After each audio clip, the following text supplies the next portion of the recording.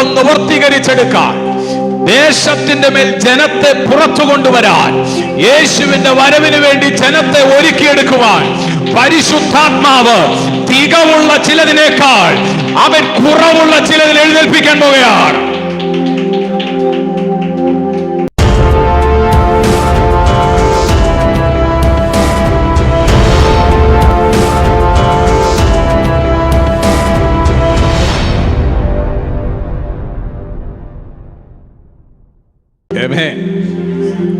മോശ ദൈവശബ്ദം കേട്ടപ്പോൾ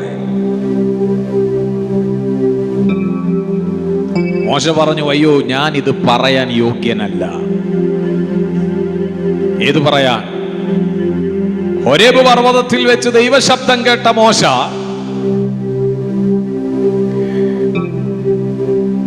ദൈവം പറഞ്ഞു, ഇസ്രായേൽ ജനത്തിന്റെ വിടുതലിനായി മിസ്രൈമിലേക്ക് ഞാൻ നിന്നെ അയക്കുന്നു, നീ അവിടെ ചെന്ന് പറയണം, ഞാനാകുന്നവൻ ഞാനാകുന്നുവെന്ന് പറയുന്ന ദൈവം എന്നെ ഇങ്ങോട്ട് അയച്ചതാണ് നിങ്ങളുടെ വിടുതലിനായി എന്നുള്ള വസ്തുത പറഞ്ഞ് ഇസ്രായേൽ ജനത്തിന്റെ വിടുതലിന് വേണ്ടി മോശയെ ദൈവം സെലക്റ്റഡ് ചെയ്തപ്പോൾ മോശയെ റിജക്റ്റഡ് ചെയ്തു. മോശ പറഞ്ഞു, ഇല്ല എനിക്ക് പറ്റില്ല. ദൈവം ചോദിച്ചു, എന്താ കാര്യം? എന്താ? അയ്യോ എനിക്ക് സംസാരിക്കാൻ ബുദ്ധിമുട്ടുള്ള ആളാ ഞാൻ വളരെ വിക്കനാണ്, വിക്കുള്ളവനാ, തടിച്ച നാവുള്ള വിക്കുള്ളവനാ. മോശയെ റിജക്റ്റഡ് ചെയ്തു, എനിക്ക് പറ്റില്ല. ദൈവം അടുത്ത ചോദ്യം, മോശേ നിനക്ക് നാവ് തന്നത് ആരാണ്? പല കാര്യങ്ങൾക്കും എനിക്ക് കഴിവില്ലെന്ന് പറഞ്ഞു മാറി നിൽക്കുമ്പോൾ, സ്തോത്രം, നമ്മെ സൃഷ്ടിച്ച ദൈവത്തിനറിയാം നമ്മുടെ പരിമിതികൾ. മോശേ നിന്റെ പരിമിതിയെ ഓർത്ത് നീ വിലപിച്ചിരിക്കാതെ, നിന്റെ പരിമിതികൾ മറന്ന് ദൈവ ശബ്ദത്തിന് നീ അനുസരണത്തോടെ ചുവടുവെക്ക്. നിന്റെ പരിമിതിക്കപ്പുറം പ്രവർത്തിക്കുവാൻ കഴിവുള്ള ഒരുവൻ നിന്നെ അയക്കും. ഓ, എത്ര പേർക്ക് മനസ്സിലാകുന്നുണ്ട്? സ്തോത്രം. നിന്റെ നാവ് തന്നത് ആരാ? ഏതൊക്കെയോ കുറവുകൾ പറഞ്ഞ് ജീവിതത്തെ പഴിച്ചും എനിക്കതിന് കഴിയില്ല എന്ന് കരുതി മനസ്സ് വേദനിച്ചും പലപ്പോഴും പല കാര്യങ്ങളിൽ നിന്നും അകന്നു നിൽക്കാൻ ശ്രമിക്കുമ്പോൾ ദൈവം ആഗ്രഹിക്കുന്നത്, കുഞ്ഞേ മോശേ, കുറവുള്ളവനെയാണ് എനിക്ക് ആവശ്യം. തടിച്ച നാവുള്ള നിന്നെയാണ് എനിക്ക് ആവശ്യം.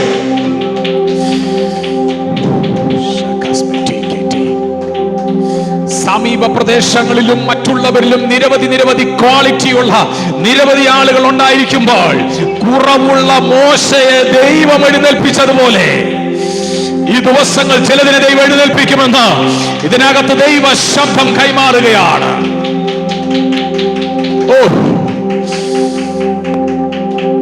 വാഗ്ദത്തം നിവർത്തീകരിച്ചെടുക്കാൻ, ദേശത്തിന്റെ മേൽ ജനത്തെ പുറത്തു കൊണ്ടുവരാൻ, യേശുവിന്റെ വരവിന് വേണ്ടി ജനത്തെ ഒരുക്കിയെടുക്കുവാൻ പരിശുദ്ധാത്മാവ് തികവുള്ള ചിലതിനേക്കാൾ അവൻ കുറവുള്ള ചിലതിൽ എഴുന്നേൽപ്പിക്കാൻ പോവുകയാണ്.